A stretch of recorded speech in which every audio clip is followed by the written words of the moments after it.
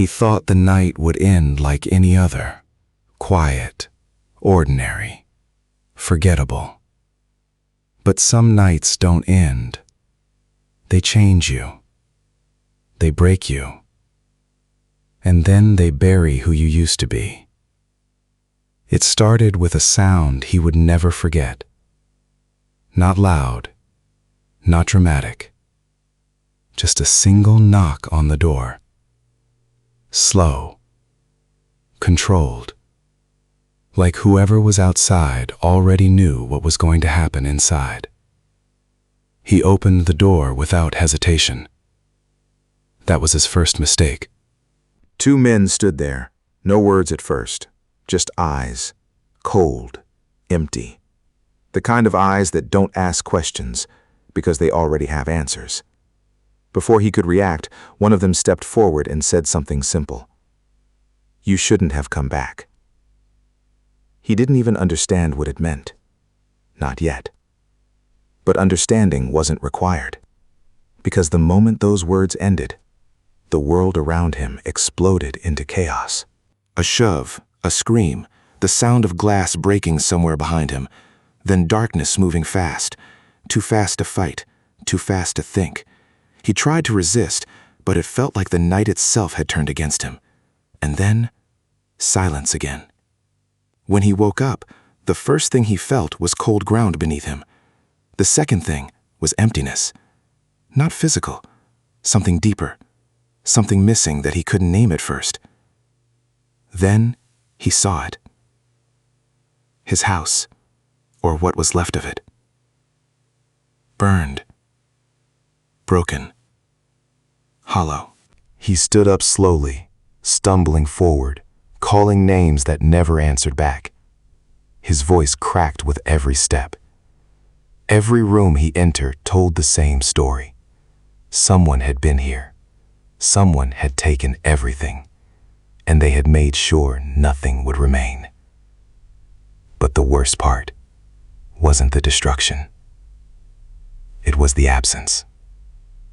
No footsteps, no voices, no signs of struggle left behind, as if everything had been erased on purpose. And then he found the letter. It was placed right in the center of the table. Dry, clean, almost respectful in its placement, as if whoever left it wanted him to find it easily. His hands trembled as he opened it. Only one line. "You were warned." That was it. No name, no explanation, no mercy. That night, something inside him changed.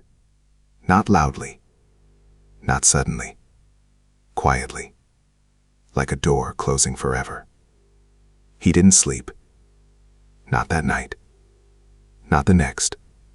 He just sat there, staring at the ruins of his life, trying to understand one simple truth. Who? And more importantly, why him? But answers don't come quickly in a world built on silence and violence. Days passed, maybe weeks. Time stopped mattering. The only thing that mattered was the empty space where his life used to exist.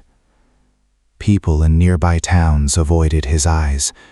Conversations stopped when he walked by.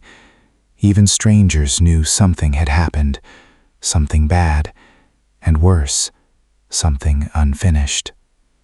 He tried asking questions at first, carefully, quietly, but every name he mentioned made people step back.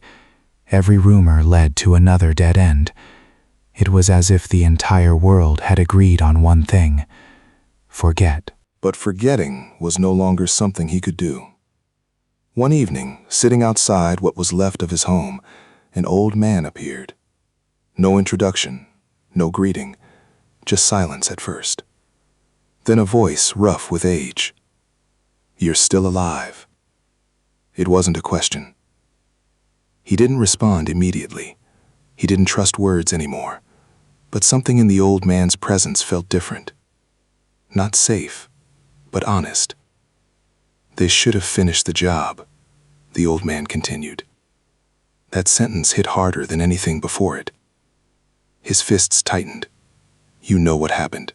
The old man nodded slowly. I know enough. Then tell me who did it.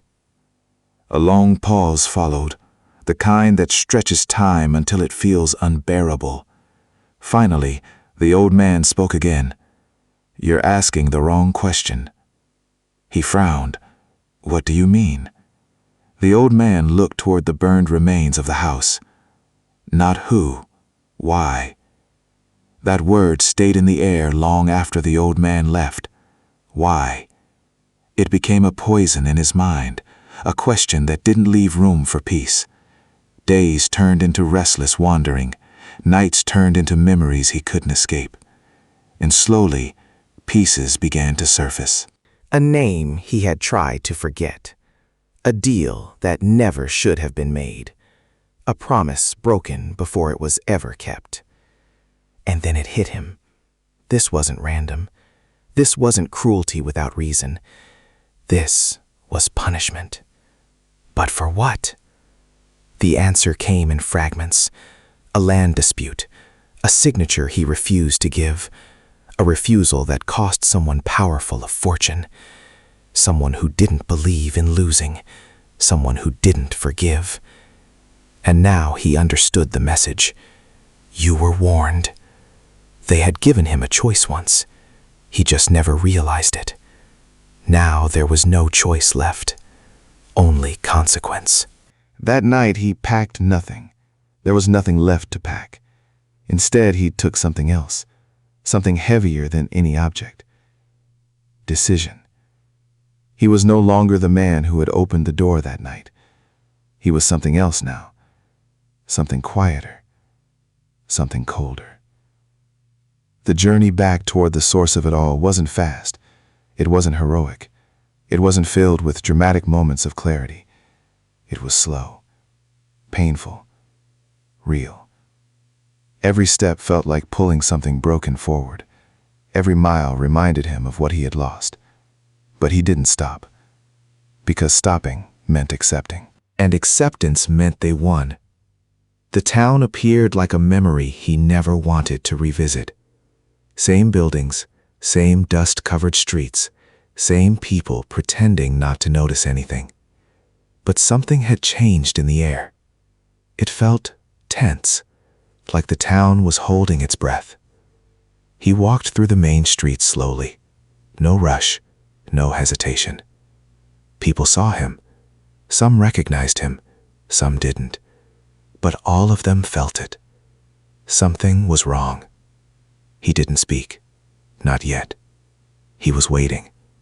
Waiting for the moment everything would finally make sense. And then he saw the building at the end of the street. Large, clean, maintained. Too clean for a town like this. That's where it started. That's where it ended. He stepped inside. The room was quiet. Too quiet. Then came footsteps from upstairs. Slow, deliberate. A voice followed. I was wondering when you'd come back. He didn't move. You always were stubborn, the voice continued. Even after everything. Then the man appeared at the top of the stairs. Calm. Dressed well. Like someone who never had to worry about consequences. They stared at each other for a long moment. You destroyed everything, he finally said. The man smiled slightly. No, you did. Silence. That sentence landed harder than anything before it. I gave you a choice, the man said as he walked down the stairs. You refused. I refused to sell my land to a liar. A soft laugh. And look where that got you. A pause. Then the truth finally came out. I didn't just lose land, he said quietly. I lost my family. The room changed after those words. The air tightened. For the first time, the man's expression shifted slightly. Collateral, he said simply.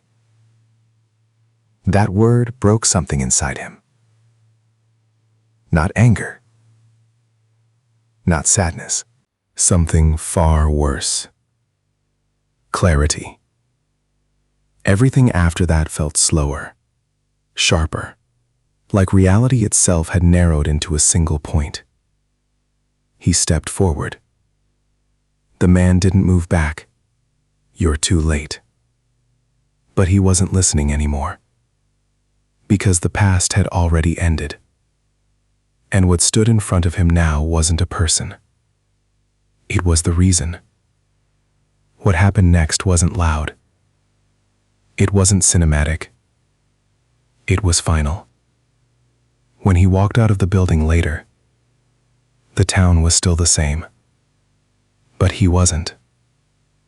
People would talk about that day in whispers. Some would say he left.